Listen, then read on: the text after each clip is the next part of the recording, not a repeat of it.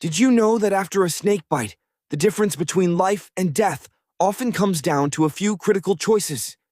Yet more people die from widespread myths and delays than from the venom itself. When panic strikes, our immediate instincts are frequently our most dangerous enemies.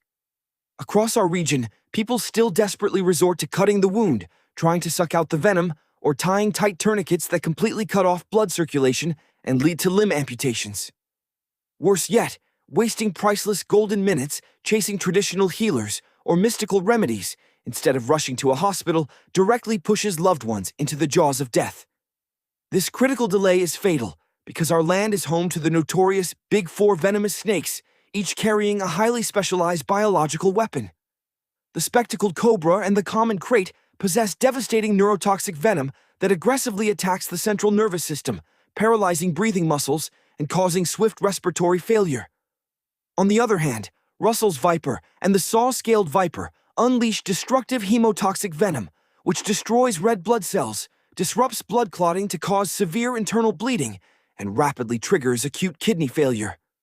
If a bite happens, you must reject the myths and act instantly. Keep the victim completely still and calm to freeze the spread of venom through the lymphatic system, and transport them immediately to a hospital equipped with anti-snake venom, ASV. Do not waste a single second on outdated superstitions.